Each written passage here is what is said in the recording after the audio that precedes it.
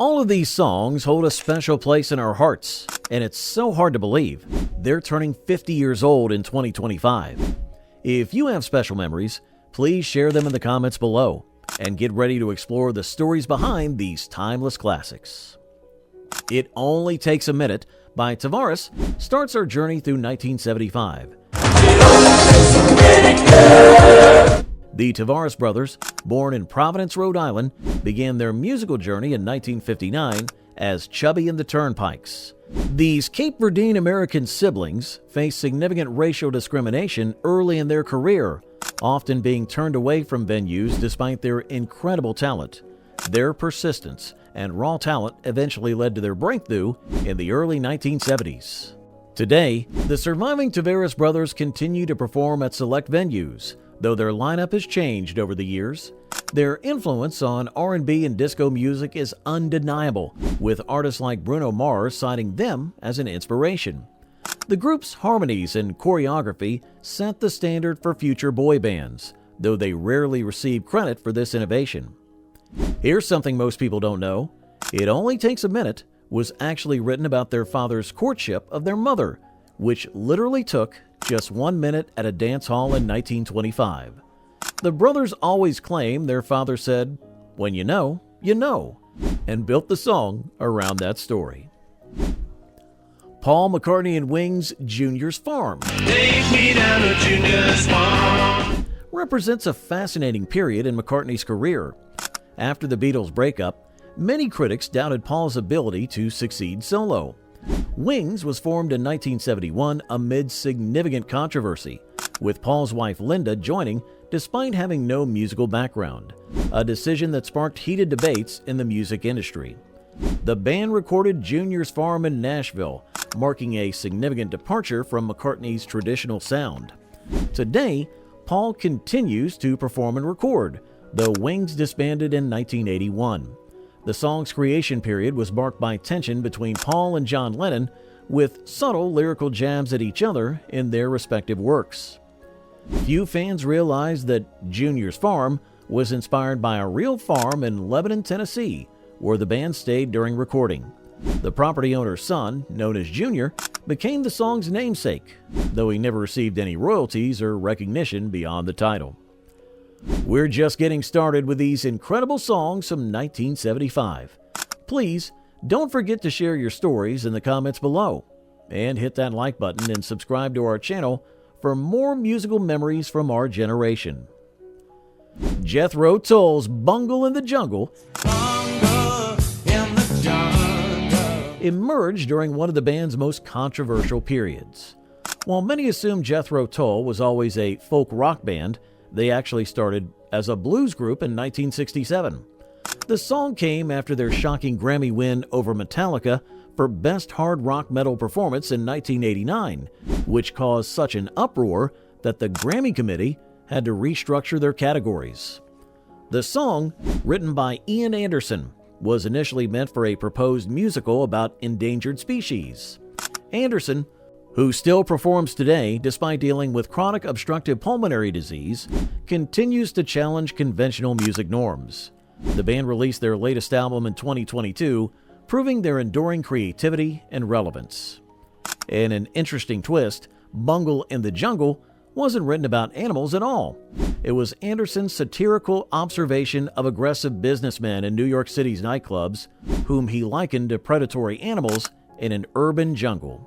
This journey through 1975 is bringing back some incredible memories. If these songs are stirring up memories for you, share this video with your friends, and don't forget to subscribe and hit that notification bell to catch all our upcoming videos about the music that defined our generation. Leo Sayer's Long Tall Glasses showcases the distinctive voice that almost never made it to the music industry. Sayer started as a graphic designer and art school student, writing songs for other artists while working day jobs. His early manager forced him to perform in clown makeup and costume, a humiliating experience that almost drove him away from music entirely. Today, Sayer continues to tour and record, particularly in Australia, where he now lives as a citizen. Despite facing bankruptcy in the 1990s and having to restart his career, He's maintained his signature optimistic attitude and unique vocal style. Recent collaborations with modern artists have introduced his music to new generations. The title, Long Tall Glasses, came from Sayers' poor eyesight. He claims he wrote the song about trying to find his glasses in a dark room after a party, though the lyrics evolved into a completely different story about a street dancer. Ray Stevens' Misty represents a fascinating departure from his usual comedic style. I'm Misty, the moment you need. Stevens, who began his career in 1957 as a serious musician, found himself pigeonholed as a novelty act after hits like The Streak. His version of Misty was initially met with skepticism from industry executives who didn't believe a comedy artist could handle such a classic. The success of Misty allowed Stevens to showcase his genuine musical talent, though he continued to balance serious music with comedy throughout his career. Today, he owns a dinner theater in Nashville and has become increasingly involved in political commentary, sometimes to the controversy of his fans. Here's a surprising fact. Stevens recorded Misty in just one take, after staying up all night arranging the song. The backing track was recorded separately, but his vocal performance was captured in a single unrepeated session. Elton John's Someone Saved My Life Tonight stands as one of his most personal compositions. Someone saved my life tonight. The song emerged from a dark period in his early career when he was engaged to Linda Woodrow in 1969. Bernie Taupin and Long John Baldry literally saved him from going through with the marriage, recognizing that John was struggling with his sexuality and identity. The song's raw honesty about suicide contemplation and personal crisis was unprecedented for a pop hit of that era. Today, Sir Elton has become a global icon far beyond music. After his farewell tour, he's focused on his AIDS foundation and family life. His impact on music and LGBTQ+ rights continues to resonate, though his outspoken nature and elaborate lifestyle have often put him at odds with more conservative fans and critics. The Sugar Bear referenced in the lyrics was actually Long John Baldry, though many fans mistakenly thought it referred to Bernie Taupin. The song took over 6 months to write, making it one of the longest songwriting processes in John and Taupin's partnership. We're over halfway through these amazing hits from 1975. If you're enjoying this trip down memory lane, give us a thumbs up and share your favorite memories of these songs in the comments. Neil Sedaka's Bad Blood marked a remarkable comeback story. After dominating the early 60s, Sedaka's career had flatlined with the British invasion. He moved to England in 1972, where Elton John noticed him performing in a London club.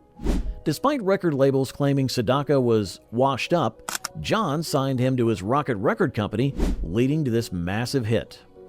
The collaboration with Elton John on backing vocals wasn't originally planned. Elton stopped by the studio during recording and volunteered to sing. Today, at over 80 years old, Sedaka still performs occasionally and has become an outspoken advocate for maintaining artistic control over one's music, having experienced both the highs and lows of the industry. In an ironic twist, Bad Blood was written about the very record executives who had dismissed Sedaka as a has-been. The song's success forced many of them to later court him for recording contracts. The Carpenters' Only Yesterday captures the height of their success, though it masks a darker reality. While Karen Carpenter's voice sounds effortlessly perfect, she was actually battling anorexia during the recording sessions. The song's theme of moving past heartbreak reflected Karen's own struggles with relationships and self-image. Richard Carpenter continues to protect and promote their legacy today, though he's been criticized for controlling the narrative about Karen's life and death. He recently released new arrangements of their classics, sparking debate among fans about preserving versus reimagining their signature sound. The song's instrumental bridge contains a hidden tribute. The bell-like sounds match the Westminster chimes, a nod to their mother's clock collection. Karen initially disliked this addition, but was eventually convinced by Richard to keep it. The Dwight Twilley Band's I'm on Fire represents one of rock's most intriguing what-if stories. Twilley and Phil Seymour formed their partnership in 1967 after meeting at a Tulsa movie theater that was showing the Beatles' Hard Day's Night.